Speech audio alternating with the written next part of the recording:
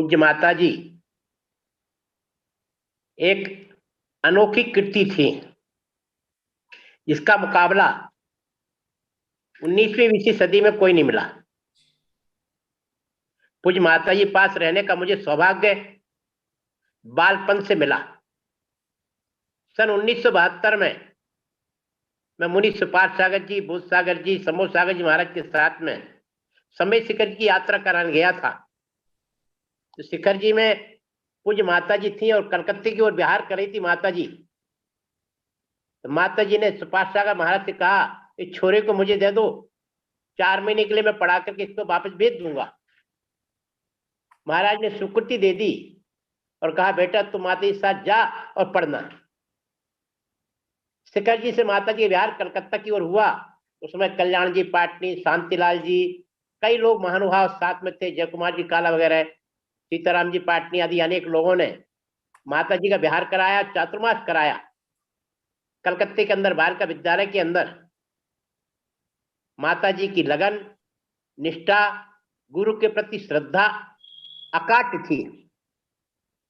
माता जी बीमार हो गई चातुर्मास में, और उनका एक नियम था कि जब तक पढ़ाए नहीं तब तक वो स्वस्थ नहीं होती थी। इंदु माता जी के डर के मारे माता जी बहुत कम लोगों से संपर्क कर पाती थी, बात कर पाती थी, पढ़ पाती थी। माता जी जैसे सोई, इंदुमती माता जी दिन में कभी विश्राम कर तो सब बुला ले, बेटे जल्दी आ जा। और मैं प्रहलाद जी सावलावत और वर्तमान में गणनी आरिका गौरवमती माता जी बैठी हुई हैं, इसमें ब्रह्मचारिणी थी। इस सब बैठ के माता जी उनको पढ़ाते थे। माता जी की शैली बड़ी अच्छी थी, सरल थी, सरल भाषा में एक बार पूछो, 2 बार पूछो, 4 बार पूछो, कभी कभी चीज को मना नहीं करा। और पठन पाठन में तो दत्त चित्त रहती थी, 24 घंटे उनके हाथ में लेखनी और पुस्तक, और कोई मतलब नहीं दिन दुनिया से। ऐसी सरल मना पूज्य आरिका सुपाश्वती माता जी चेतन तीर्थ थे।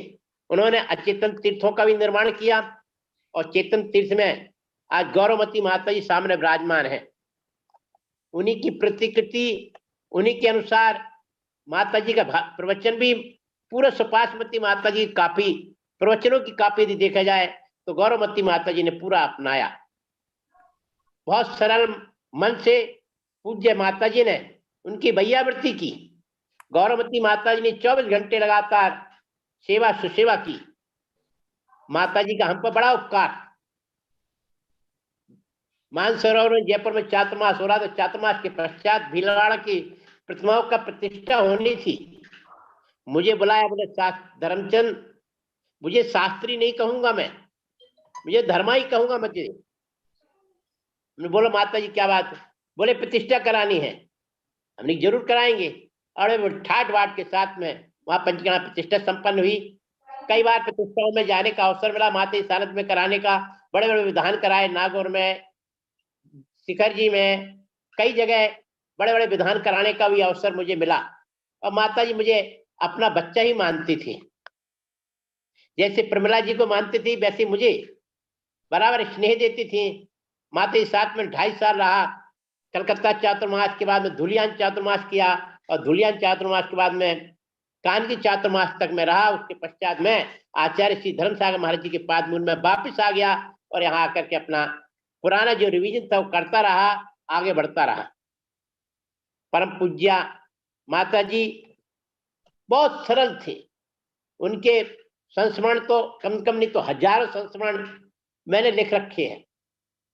समय का अभाव है, फिर भी अंत समय जब माता जी का समय आया, उनकी भावना थी कि बड़के बालाजी में 108 अंगुल की मूर्ति बनाई जाए और चंद्रप्रभु भगवान की सफेद वहां विराजमान की जाए। कई लोगों ने प्रयास किया पर सफल नहीं हुए। मुझे बुलवाया, गौरवमती माता जी ने फोन कराया कि धर्मा को बुलाओ। मैं वहां पहुंचा, बोला माता जी क्या बात? बोले चंद्रप्रभु भगवान की मूर्ति बनानी है और हमारे पास समय कम है, अब तू एक काम कर सकता है। मैंने कहा ठीक है। मैंने भागसन से कहा, चूड़ीवाल जी से, वे देख मैं तैयार हूं, पर तू भी तैयार है ना, मन से, तन से और धन से। उसने स्वीकृति दी। मैंने मूर्तिकार को बुलाया, और वो आया, उसने कहा साहब इतना, हमने कहा इतना नहीं, एक और ज्यादा देंगे। और उसको उस वक्त आर्डर दिया कि 1 महीने के अंदर मूर्ति बन के आ जाएगी। पर भाग की बात है, मूर्ति बने कैसे? पत्थर आना, इतना बड़ा पत्थर में मिलना, भाग से पत्थर ही मिल गया, पूजा भी होगी पत्थर की, मूर्ति बनने का काम शुरू हो गया। फोन आया कि शास्त्री जी माता जी की तबीयत खराब है। मैं और निर्मल जी सेठी रात को 8 बजे वहां पहुंचा। जैसे पहुंचा हॉल के अंदर, माता जी के मुख से धर्मा, अरे चंद्रप्रभ है, हम लोग माता जी को नमोस्तु किया, बगैर नमोस्तु करते उठे। मैंने भागचंद से कहा भागचंद चल कारखाने चलते हैं। रात्रि को 9:30 बजे कारखाने पहुंचे, कारखाना बंद। मैंने मूर्तिकार को बुलाया, हमने कि भैया ये क्या, हमें कल 11 बजे तक मूर्ति चाहिए। बोले ठीक है, अभी चालू कर मूर्ति। मैं वहां बैठ करके, भागचंद जी वहां बैठे रहे, हम लोग बैठ करके और हमने मूर्ति का काम कराया। और काम करा करके 11 बजे लोड किया, और शाम को 4:30 बजे 5 बजे बड़के वाला जी पहुंच गया ट्रक।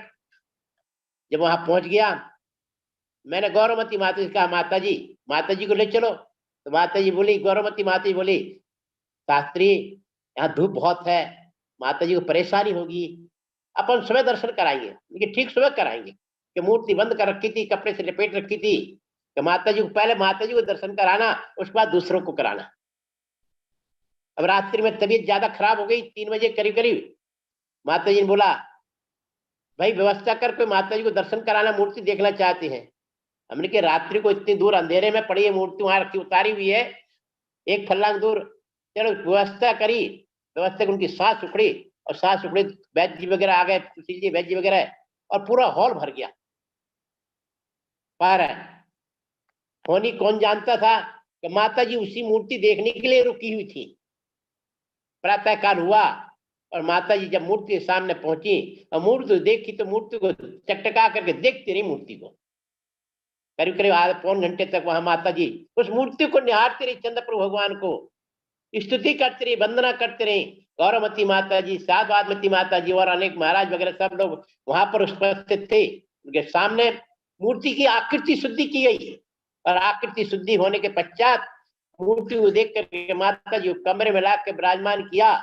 और सुबह 9 बजे के लगभग में पूज्य माता जी ने इस नश्वर शरीर को छोड़ करके और स्वर्ग की ओर प्रयाण किया। माता जी की भावना किस प्रकार की थी, अन्य धर्म के प्रति नहीं, धर्मात्माओं के प्रति भी उनका अनुराग था। बड़े बड़े भक्त लोग आते थे, बड़े बड़े सेठिया लोग आते थे, सबके प्रति, सामान्य व्यक्ति चला जाए चाहे बड़ा चला जाए, कोई कपाट बंद नहीं, कोई ताला बंद नहीं, कोई दरवाजा बंद नहीं, 24 घंटे खुले में बैठे रहती, जो बात करना सामने बात करती थी, सबको एक समान व्यवहार। ऐसे महान गुरु माँ, क्योंकि मेरी शिक्षा प्रदाता पूज्य सुपाश्मती माता जी हैं, जिन्होंने मुझे ज्ञान दिया, जिन्होंने मुझे पढ़ाया, जिन्होंने मुझे योग्य बनाया, आज उन्हीं की देन है कि मैं आज यहां तक पहुंचा हूं।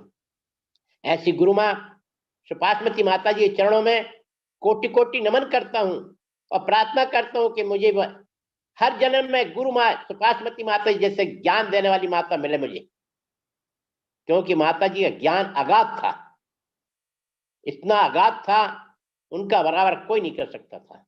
उनकी क्षमाशीलता, उनकी सरलता, उनके अंदर ज्ञान, इनका कोई वर्णन नहीं कर सकता है।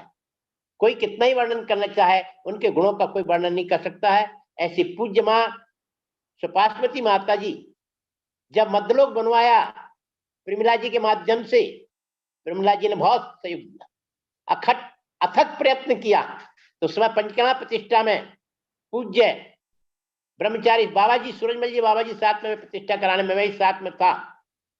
माता जी जब प्रतिष्ठा संपन्न हुई, बोले क्या दो तुझे? यानी माता जी आपका आशीर्वाद चाहिए, मुझे कुछ नहीं चाहिए। और वो दिन है कि आज दिन तक बराबर पूज्य माता जी का सर, हाथ मेरे सिर पर ऊपर रहा। जब भी जाते बड़े उदार भाव से, धर्मा आ गया, धर्मा आ गया, धर्मा। कभी पूज्य माता जी ने अनेकों जीवों का उद्धार किया। अनेकों जीवों का उद्धार करने के पश्चात भी वो अपने में लीन थी, और इतने सजग थी, इतनी चेतन रूप में थी। जिस समय समाधि का समय चल रहा था, अंतिम समय, उस समय हमारे सामने, मैं दरवाजे में बैठा हुआ था, और जय कुमार जी और रमेश जी जयपुर वाले एक प्रश्न लेकर के आए। मैं दरवाजे में बैठा हुआ था, मैं किसी को अंदर नहीं जाने दे रहा था। माता जी ने उनकी आवाज सुनी, मुझे इशारा कि मैंने कहा क्या बात माता जी? बोले आने दो अंदर। अंदर गए, उन्होंने प्रश्न किया, समाधान किया, बड़ी संतुष्टि है। अने इस उनके समाधि स्वर्गवास होने से 10 मिनट पहले की चर्चा है। तो अपने में लीन थे ऐसी सही चैतन्य आत्मा नियम से अगले भाव में मनुष्य पर्याय को प्राप्त करके नियम से कर्म को नाश करके मोक्ष को प्राप्त करेंगे। कि माता जी की साधना अकाट थी। एक दिन में 80 माला 80 माला ऋषि मंडल की जाप करती थी डेली। ऐसी साधना उनकी थी, वचन सिद्धि थी उनकी, और वचन सिद्धि के माध्यम से अपनी आत्मा का उन्होंने बहुत सुधार किया। अंत समय में उन्होंने अपने परिणामों को विशुद्ध करके और नियम से उच्च गति को प्राप्त की है। ऐसी पूज्य माता जी के चरणों में बार बार नमोस्तु करता हूँ, वंदना करता हूँ, वंदना भी करता हुआ पूज्य गौरवती माता के चरणों में ये नमोस्तु करता हुआ विराम लेता हूँ। बोलो गण्य आर्य सुपासमती माता जी की जय।